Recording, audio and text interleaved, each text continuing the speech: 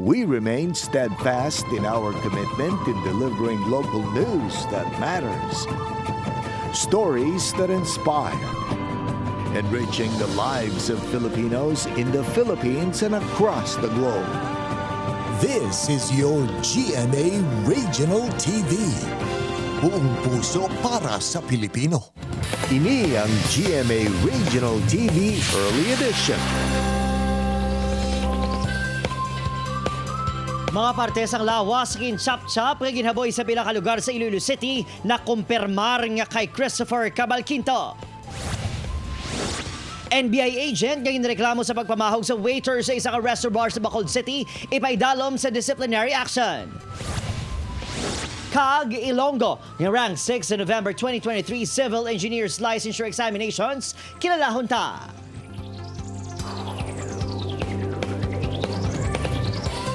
Hi there mga puso, bugtaw na kay adlaw na. You're watching GMA Regional TV, Early Edition. Hi John, good morning.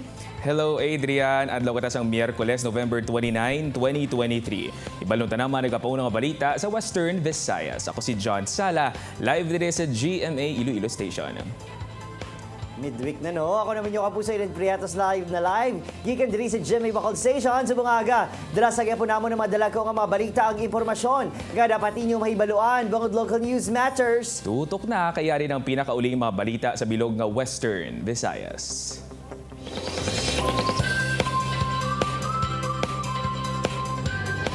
Kag para sa ato nagapanguna balita sa bungad daw mga kapuso, isa ka ancestral house ang gintupok ng kalayo sa isa kasunog nga nagluntad sa Alimudjan, Iloilo kagabi. Ang mga balay nahamtang sa Amantillo Street sa Barangay Poblasyon. Ining ginapanagiyahan ni Emilia Andeo Rosaldes apang wala kunusang tawo sa mga balay. Sang nagluntad ang insidente kag wala naman diri nagatiner ang tag-iya. Sa pagpagig-angot sa news team kay FO2 Jose Montes ang Alimudjan Fire Station, iya ginpahayag nga silang nakabaton sang tawag mga 9:21 sang gabi. Ingagaw man palong ang kalayo apang isa ka kaiping sini nga balay ang partially burned. Wala man sang ginreport nga nasamaran sa among hitabo. Suno kay FO2 Montes, naglabot sa 168,000 pesos ang halit nga gintugas ang sunog. Padayon pa ginaimbestigaran ang gintunaan sini. Mga manuglitsyon sa distrito sang Arevalo, Iloilo City nagpahayag nga nagdubo ang ila orders kag kita subong nga nagahilapit ang Paskwa kag bag-ong tuig kung ikumpara sa mga nagliligad nga tuig. Yaring balita ang aton gitutukan. Siling gani nila kung may lechon, may budget. Gani sa bunga holiday season, may paletsyon bala sa inyo Noche Buena kag Medianoche. Maluwas sa manamit kag tumalagsahon lang kung makahanda sini. Ang lechon ang pang sinimana nga pagkaon bangod pwede pa ini maluto sa nanari-sari nga putahe.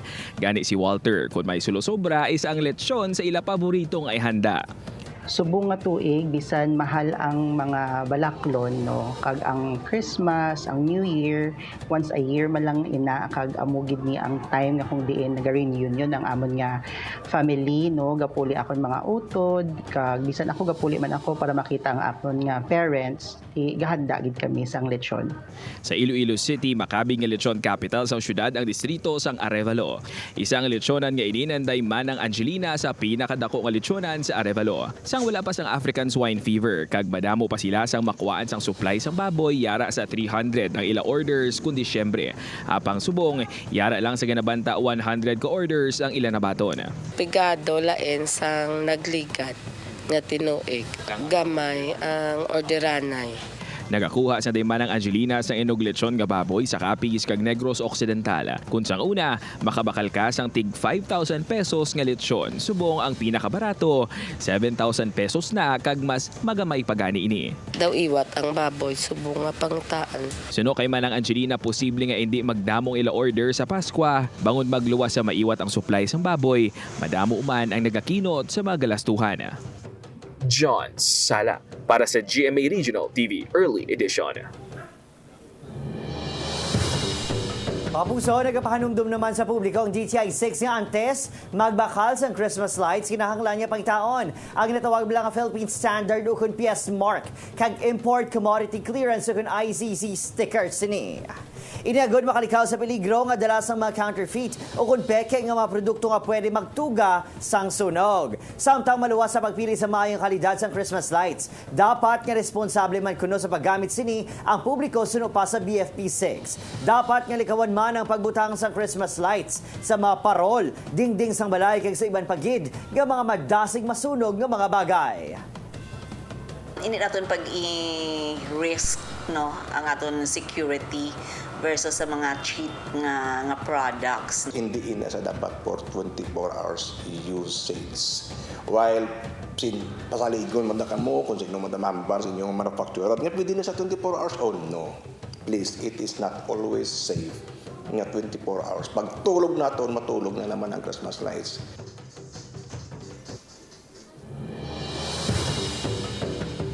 Mga puso sa Bacolod City naman, nagdaog nga kagawad sa Barangay Tangob. Wala makapungko bangod sa lang kagawad ang ginproclaim sang eleksyon. Yaring balita nga aton gintutukan.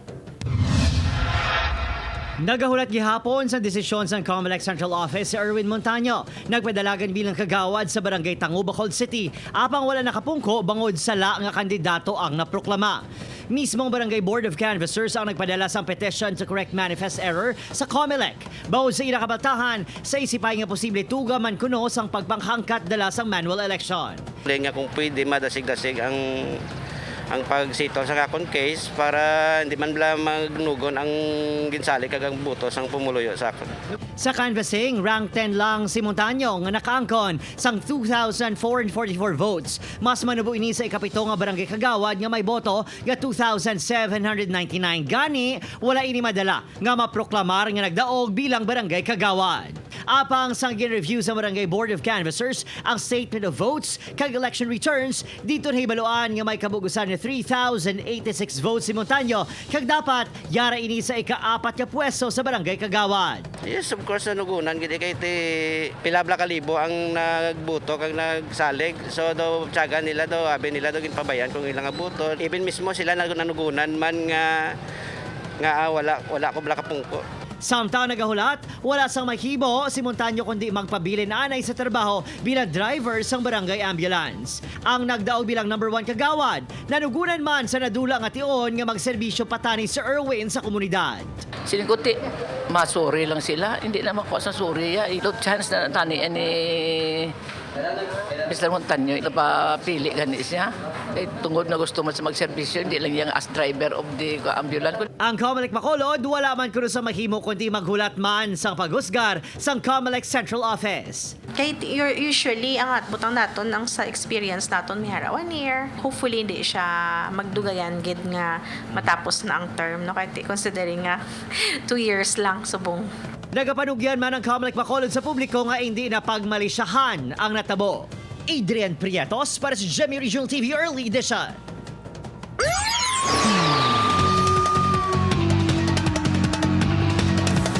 Kumpirmado nga isa lang katawo kag ang 32 anyos nga si Christopher Cabalquinto ang mga parte sang lawas sa ginpang utod kag nasapuan sa nagkalain-lain nga distrito sa syudad sang Iloilo sang Damlaglang.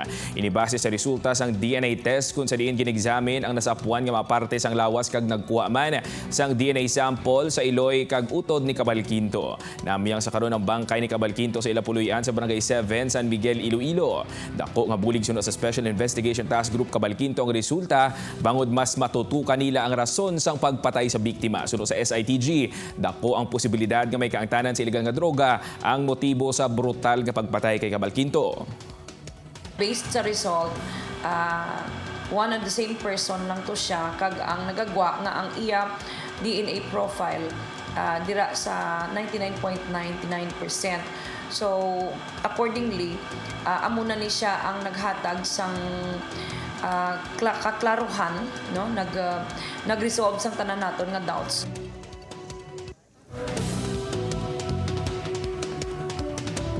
Samtang sa Bacolod City naman, mga kapuso, mag-aimbestigar ang NBI para sa posibilidad sang disciplinary action batok kay agent ukon sa ahente siniging kilala kay Jana Navales. Si Navales ang ireklamo sa pagpamahaw sa waiter sa isa ka resto bar sa Bacolod City, ngaging kilala naman kay John Carlo Hizon. Pinagi sa pagpagwa sa armas sini. Ang insidente ay nakuhaan pa sa CCTV footage. Nagpakigangot ang news team sa NBI Bacolod office kang ilagin kumpirmar nga nangayon na sa pasaylong agent sa waiter kag sa management ng resto bar. Sunod sa oblisan si Dido Guihapon yung magpasakas ang kaso ang waiter nga si Hizon. Ginpadulungan sa news team ang nasambit ng resto bar apang wala ang natungdan. Gitinguhan man sa news team ang makuang bahay ni NBI agent Navales apang nagpahayag ang NBI nga mag-aimbestigar naman ang central office sa kaso. Now, sinabi ko nga na mag-report siya ngayon and surrender the firearm sa akin. An investigation will be done by our Internal Affairs Division.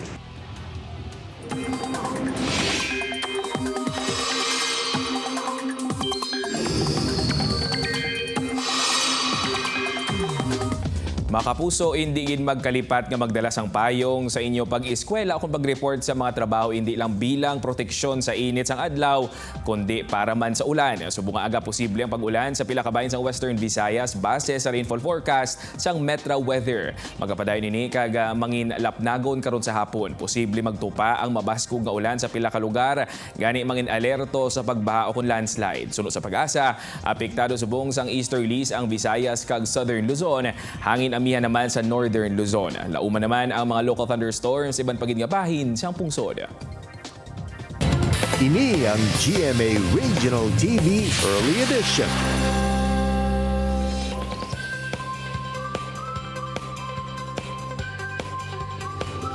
9,032 nagikan sa kabugusan nga 19,032 ka mga examinee ang madinilagon nga nakapasara sa November 2023 Civil Engineers Licensure Examination nga ang resulta gin pagwa sang Professional Regulation Commission sang Damlaglang. Isa sa 9,000 ka passers ang Ilonggo nga graduate sang University of the Philippines Diliman si Engineer Arton De Bautista sang Gimbal, Iloilo. Siya nga aton kilalahon sa Spotlight.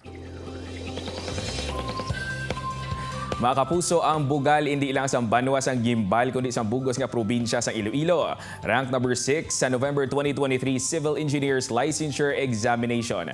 Si Engineer Arton Dave Bautista. Good morning, Engineer, kag welcome sa GMA Regional TV Early Edition.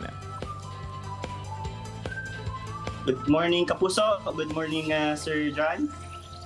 Mayong aga sa tanan. Engineer, ang pagka-civil engineer bala, handom mo gid ini halin pa sang una o kung may iban pagid nga sirkumstansya nga pungaan nakasulod ka sa sini nga kurso? Sang bata pa ko handom ko nagid maging civil engineer, no? Kay namian ko sa mga balay, pag-ubra sa balay, kag na-interesado gid ko kung paano sila i-design para mapanami balang kabuhi sa mga tao, no, through simple processes nga ginagamit namo sa civil engineering field, no. So bata pa ko na namian nagid ko na. Normal nga pala mangkutanon, engineer, no, sa mga top-notcher. Ano ang sikreto sa mataas mga scores sa nasambit nga test? May espesyal bala nga style sa imo pagtuon? Ang iban ganing may mga ritual, no? Pwede ta bala ini ma-share sa aton mga kapuso? Bali sa ako, no, kung ano ang nag-work sa akon, base maging mag-work man sa aton nga future Ilonggo civil engineers, no, para sa akon ginhatagan ko yung importansya nga akon sa sarili, no, kung kapoy na ko, matulog na ko, kung pagod na balang ako ng utak, no, hatagan ko siya rest, pamatian mo gid ang lawas mo. Kung kailangan niya na magpahuway, mag-distress, ipamatian mo gid kay ang makuha sang exam, no, ang sarili man naton, no, hindi lang man ang aton nga mental ang makapoy, pati physical. So kailangan mo gid nga 100% ka, no, sa board exam para lang makapasar, no, kag amo na pamatian mo gid ang imo sarili. Kag tulog mayo gid kung may tulog, no, enough sleep every night. That's good to hear, sir, no? Ang imo nga course, sir, civil engineer, for me, mabudlay ni nga course, no? Pero I'm just interested, sa nag-eskwela ka, sir, anong ginakabig mo, pinakadako nga challenge antes nga nakatapos ka, kag nangin isa sa mga top notchers sa ini nga licensure examination? I think it's true to all students, no, or maybe to most students, no. Ang ako niya biggest nga challenge gid is ang pandemic, no. Pandemic really put a halt into the studying curriculum namon. Kay syempre ang mga laboratory exercises namon, laboratory mga practices ay kulangan gid kay due to the availability man, no, nga hindi kami kakadto sa school namon to really have a hands-on learning experience, no. Pero I think the UP Diliman Institute of Civil Engineering had it na mayo man ang curriculum nila and transition into online setup. Biskan nga limited siya, they made do with what they had and they really made learning good experience, no. So amo na, I think ang challenge lang gid is to how to cope with the online setup. Kag to learn as much as you can through screen to screen lang siya, no, in interaction with your instructors and fellow students. Okay. Sir, passing the exam is already a big blessing. Pero ang pagka-top-notcher, daw kumbaga daw added bonus pa inigani, no? Subong, sir, ano imo plano, no, after you passing the exam? What is next for Engineer Bautista? Ang first gid ko basic nga order of business, no, kay gusto ko gid ya magpangita nga sang obra. I wanna do or be in the field to really serve kung ano man gid ang purpose ng civil engineers, no, for the people gid na magkaobra na ta. Kag amo na ang first stepping stone gid natin is passing the board exam and start looking for a job that can really make a difference sa mga nga siya. Sir, sa mga estudyante naman, ano ang imo gusto ipalabot sa ila? Message or any advice for them? Ang mahatag ko lang advice sa ila, tuon ka mo and tuon ka mo ka-important na siya. Pero hindi nyo gid pagkalimutan ng inyo self, no? Distress ka mo kung kisa, hangout man ka mo, kay part nga na sang learning naton sa kabuhi. Kag it's not all about ACADS, no. So medyo chill man, medyo lagaw-lagaw man, kag enjoy gid. Yes. Thank you very much, Liwat, Engineer Bautista, and congratulations. Halin diri sa GMA Regional TV Early Edition. Alright. Thank you, Sir John. Thank you, Kapuso. See you.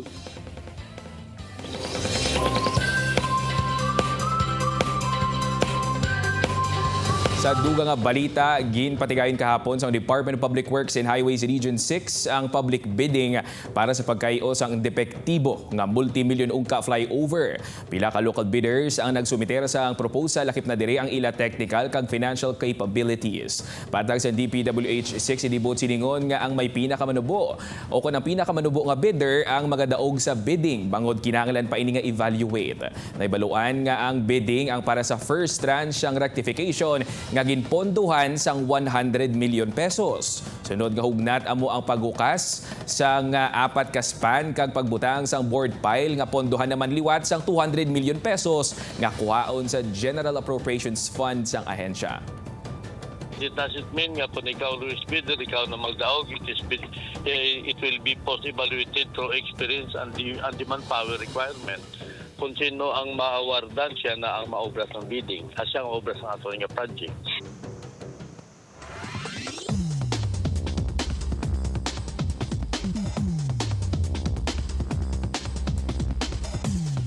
Ini ang GMA Regional TV Early Edition.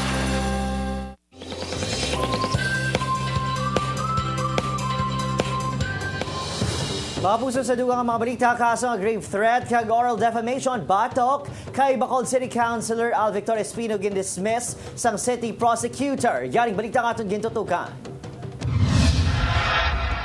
Ginkalipay ni Bacolod City Councilor Al Victor Espino nga gindismiss ni Bacolod City Prosecutor Attorney Maria Teresa Ditching ang kaso grave threat kag oral defamation nga ginpasaka sa bitaw personnel nga si Abner Salvalion. Nagugat ng reklamo sa ginapasuni pagpamahog, pagpamuyayaw kag pagpanayas ang pusil sang konsehal sa tagreklamo. Lack of probable cause ang kabangdanan sang pagdismiss sa kaso sa piskalya. Plano ni Espino nga mag-file sang counter charges batok kay Major Liba kag sa tato ka personnel nga nagtindog complainant kag witnesses. But definitely I will file counter charges against sa nag-file kaso sa akon kag sa mga witnesses. We have already collated all the necessary affidavits. I will also file charges against Major Liba on other grounds naman. Handa naman si Liba katubangon ang anuman ngay pasaka ang kaso ni Espino. Wala problema kay right titig lamang ko kung iatag nila ang folder. Wala man kay ara man iatag na ni Selo nga mabasa tana masabdan Sini nga simana, ginapaabot nga patpaton sa City Legal Office sa publiko ang report angot sa ginapahayag korupsyon sa bitaw. Subong man ang hinaling nga pag-resign sa isang personnel nga amo ang nagatutok sa mga transaksyon kag paper trails sa Talatapan. Tutukan man ang mga ticket cancellations. Apang sa pamangkot kung indikasyon bila inis ang korupsyon kag sinuhulay. Ang amo lang na-confirm na may mga cancellation na ticket po kailangan pa napasabton sa piyak nga akin pang-cancel kung ano ang rason. Una naging pahayag ni Bitaw OIC Head Patrick Lacson nga wala inisang labot sa ginamo sa tunga sang Bitaw personnel kag Espino. Nagpasalig ini nga tutukan ang zero tolerance sa korupsyon kag madakpan ang mga nagapadihot agud mahilway ang mga traffic violators. Estrikto man sini nga ginapaluntad ang no gift policy sa ilahanay. Adrian Prietos para sa GMA Regional TV Early Edition.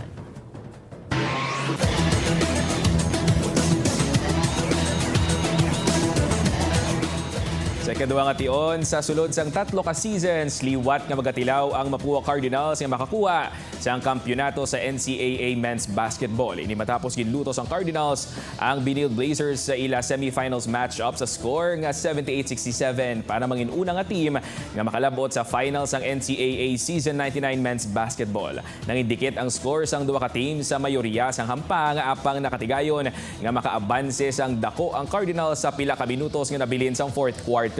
Ang kadalagan sang Cardinals ang ginpangunahan ni Paul Hernandez nga nakatigayon sang 22 points, 3 rebounds, 4 assists kag 3 steals. Samtang sa Biyernes pa December 1 may baluan kung sino naman ang makasumpong sang Cardinals matapos ginlutos ang number 3 team nga San Beda Red Lions ang number 2 nga LPU Pirates sa isa pagit ka semi-finals matchup sa score nga 89-68. Ang Pirates ang nagauyat sang twice to beat advantage gani iga patigayon sa Biyernes ang do or die game batok sa duwa ka teams. Ang kadalagan sang Red Lions ang ipangunahan ni Jacob Cortez nga may 28 points, 3 rebounds, 8 assists kag 3 steals.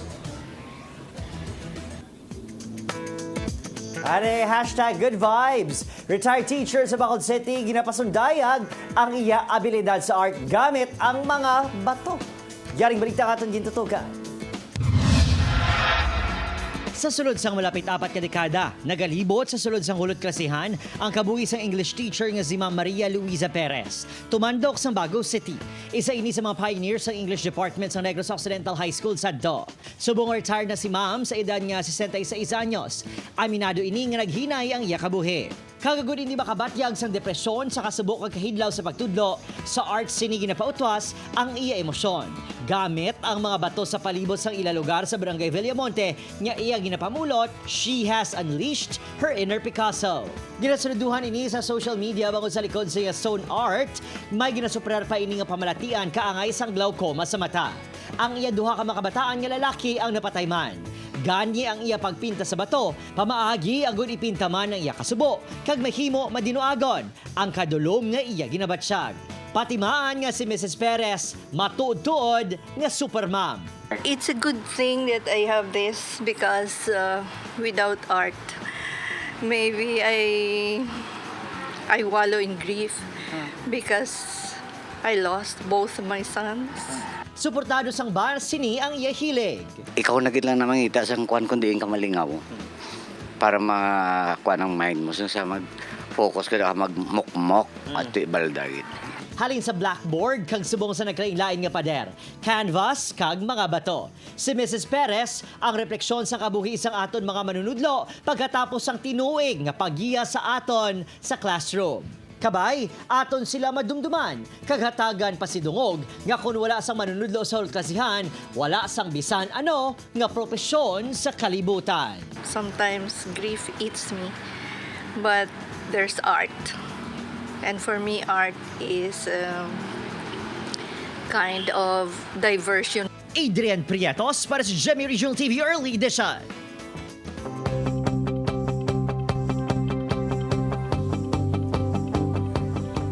John, mga puso, ari balaho ang kadalagan. Parehas na lang ha, sang pagka-top notcher sa board exam ang wala nang kakatabo overnight.